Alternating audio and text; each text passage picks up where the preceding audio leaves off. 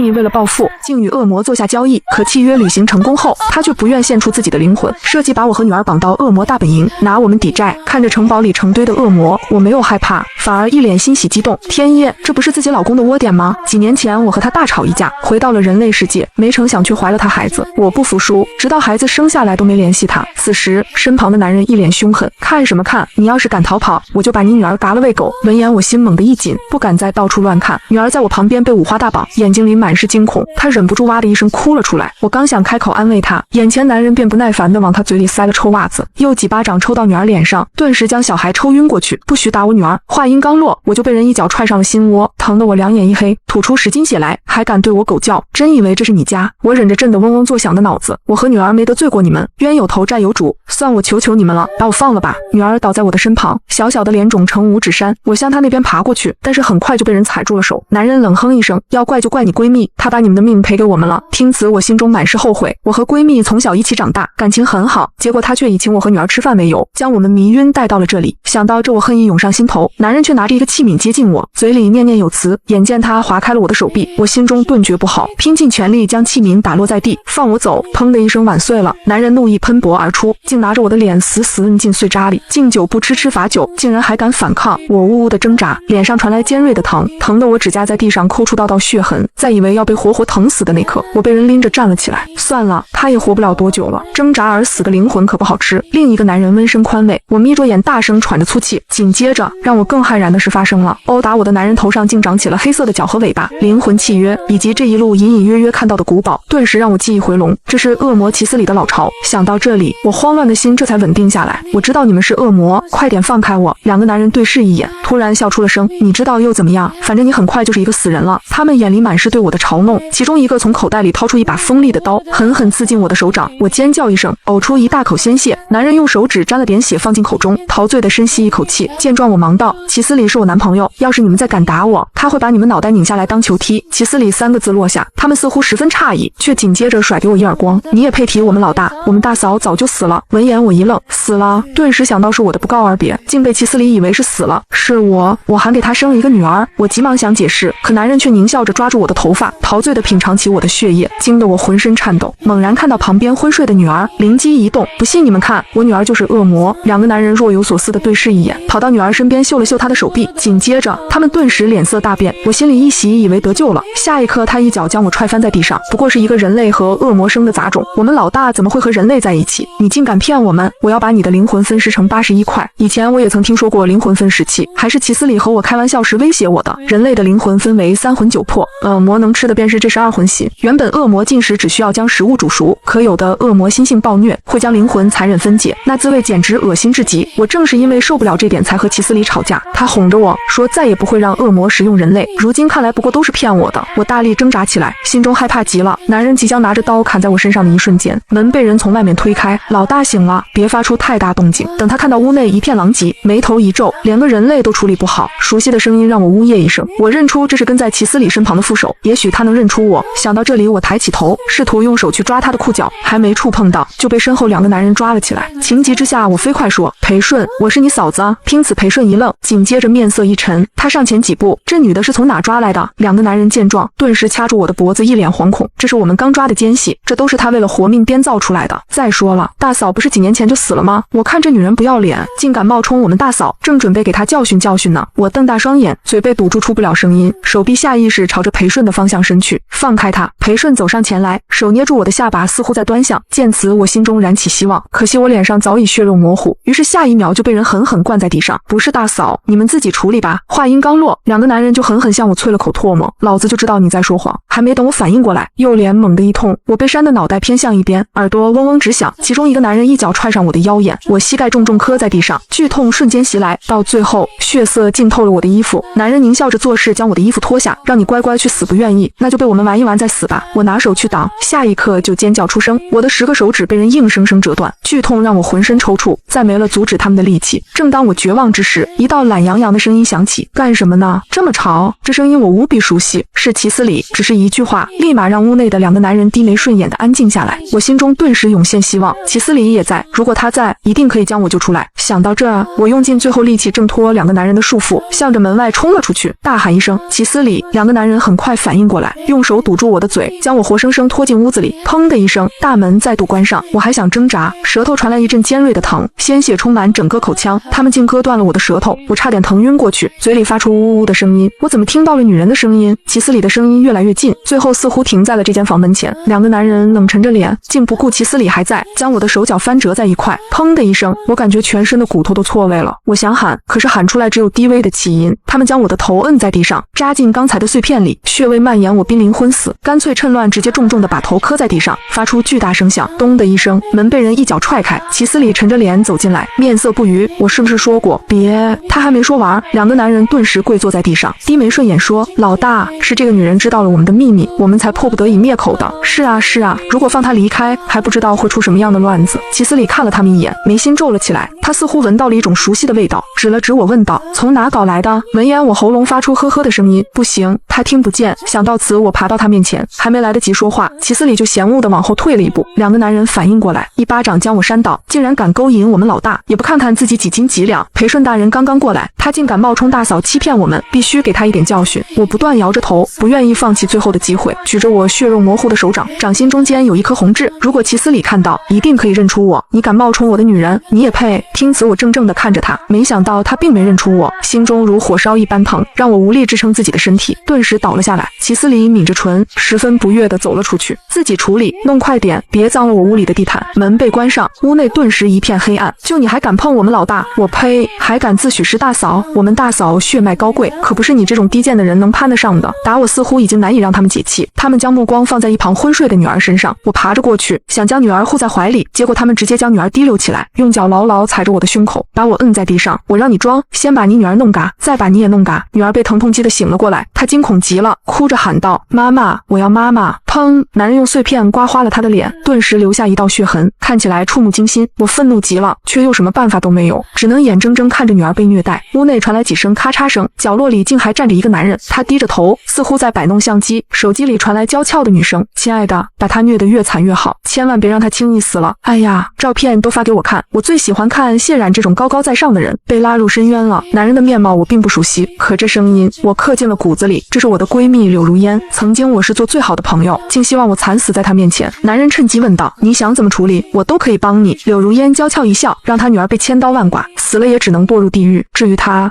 就让他眼睁睁看着女儿惨死吧。男人轻笑一声，转头拿出锋刃，高高举起又高高落下，霎时间女儿疼得尖叫起来。我心中怒意翻腾，用最后的力气将男人扑倒在地。他狠狠呸了一声，刀刃插进我的眼睛里，我在疼痛中流下2行血泪。女儿似乎感受到我的痛苦，她的手试图抓住我，却只抓到了空气。妈妈，妈妈！她的头上突然冒出一阵黑气，以及一对若隐若现的黑角，这是入魔的标志。千钧一发之际，大门突然被踹开，齐斯里满脸铁青地走了进来，嘴角挂着一道血痕，他红着眼，周遭都是黑气，看起来十分恐怖。见状，我这才想起他和女儿之间血脉相连，女儿激发了魔性，被残忍虐待的时候，他作为父亲同样也会感觉到。在他低头看过来的瞬间，我咬着牙忍着全身剧痛，用脚捡起女儿身上掉落的羽毛，放到他的面前。血脉相连的恶魔有着同样的语义，他一定知道。对不起老大，我们这就把这对贱人给嘎了。您是想将他分尸，还是剁碎了喂狗？这句话刚刚说完，他们就被一阵大力掀了出去。给我滚！强大的威压让在场3个男人被逼跪地，痛苦地呻吟着。齐斯里将女儿抱在怀中，女儿因为疼痛已经昏厥，小小的身子全是血迹。她单膝跪在我身侧，手不停地颤抖，终于将我面上杂乱的头发捋到脑后。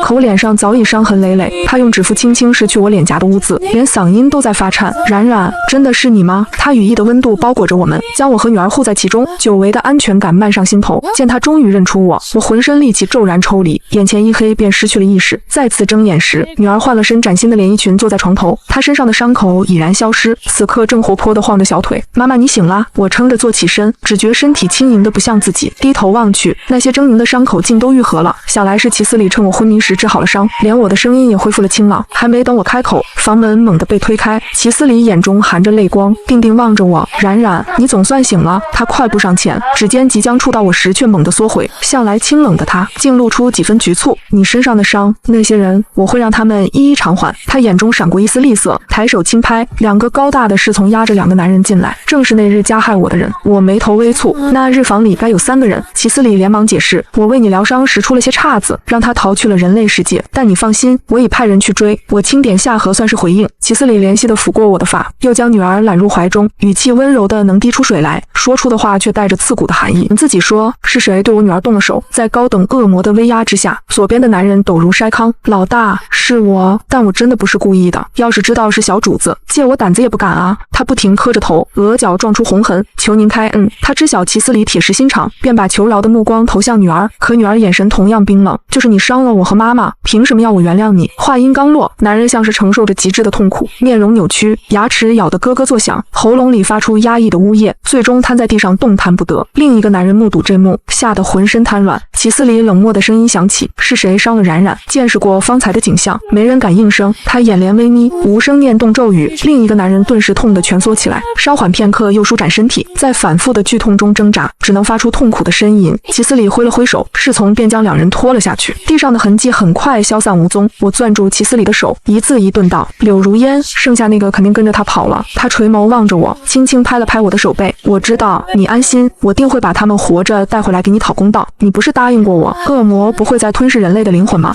我瞥了他一眼，女儿已在他怀里睡熟。他轻手轻脚将孩子放到床的另一侧，才郑重解释：我应允你的事何曾食言，这只是个意外。有人违抗我的命令，私下与人类定下契约，我向你保证，绝不会再有下次。齐斯里的眼神无比恳切，让我一时有些恍惚。当初与他争执，正是因恶魔吞噬人类灵魂的事，让我无法容忍，却没料到他竟愿为我改变天性。我心头一暖，便不想再追究过往。但事情并未结束，齐斯里让那两个男人堕入地狱，承受永恒的惩戒。没过多久，他的副官裴顺跪在我面前，身姿笔直，满脸惶恐，是属下有眼无珠，没能认出大嫂。如今想来，定是当时角落里的男人动了手脚，才让我辨不出大嫂的气息。我心中恨意翻涌，柳如烟那般周密的布置，显然是要置我于死地，前后夹击，他真是费尽心机。在我的示意下，裴顺被罚去看守牢狱10年，10年后可重返齐斯里身边，这已是最轻的责罚。眼看去追捕的人迟迟未归，我再也等不下去，我要走。话音刚落，齐斯里眼眶瞬间泛红，紧紧抱着我不说话。真难想象这样一个翻云覆雨的人物，竟会露出这般委屈的模样。我们这几年未曾相见，我因思念你，昏睡了那么久，好不容易感知到你的气息，才慢慢醒来。你如今却又要走，别走好不好？让我陪在你身边。我轻抚他的发，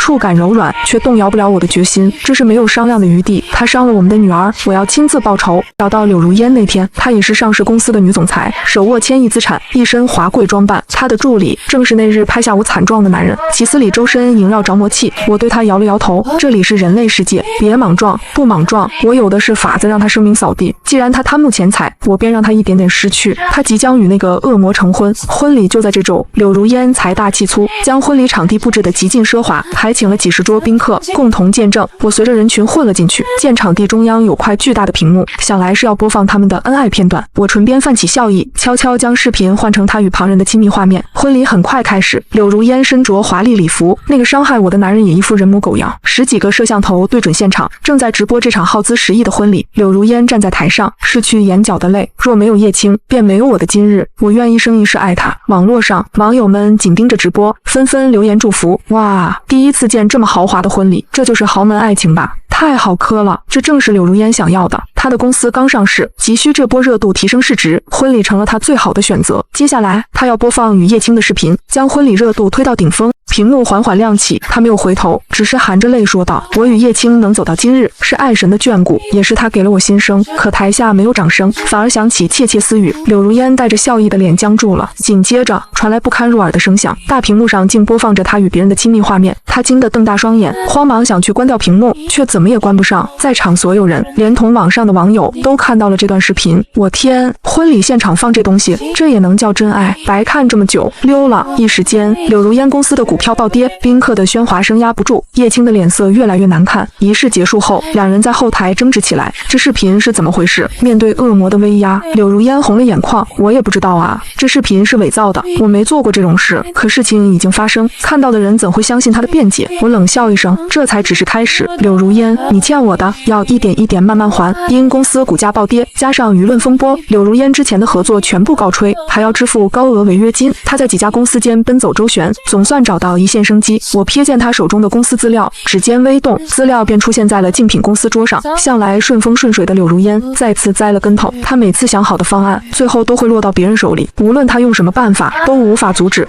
这家短期内崛起的公司迅速衰败，他身上最后一点好运也耗尽了。最后一次谈判时，我伪造身份，以对方公司顾问的身份出席。他看到我的脸，失声尖叫：“你怎么还活着？”周围的人都看了过来，他才意识到失言。我认错人了。我淡然一笑：“你没认错，我是谢冉。我猜那个逃掉的男人也没想到我能从那种境地活下来吧。”几句轻描淡写的话，让柳如烟的脸色瞬间惨白，谈判桌上更是频频出错。最终，他的公司宣告彻底破产。停车场里，我看到他抓着男人的手崩溃质问：“你不是说他回不来了吗？”男人也慌了神，不耐烦地甩开他的手。我怎么知道？与其想这个，不如想想怎么活下去。你以前从没说过齐思礼和他是那种关系。我缓步走过去，身后跟着齐思礼。看到我的样子，柳如烟瞬间明白，是你做的。他神情癫狂：“你怎么没死？我真该亲手了结你。”他想对我动手，却被叶青拦住。他身后可是齐思礼，你拿什么跟他斗？连日来的矛盾一同爆发。他嘶吼道：“你不是跟我一伙的吗？拦着我对你有什么好处？”他以为自己和叶青是一根绳上的蚂蚱，却不知叶青随时能把他推出去。他只看了齐思礼一眼，心中便有了盘算。叶青一把抓住柳如烟，跪在地上说：“老大，都是他怂恿我做的，我把他交给您，就当是将功赎罪。”柳如烟拼命挣扎，怒吼道：“你敢！叶青，我们签了契约的，你这辈子都不能背叛我！”女人的嘶吼在停车场里回荡。下一秒，我们回到了古堡。他被这突如其来的场景变化吓住了。我居高临下的看着他笑道：“我当时被伤成那样，你心里就不难受吗？你这双眼睛生得不错，不如给我吧。”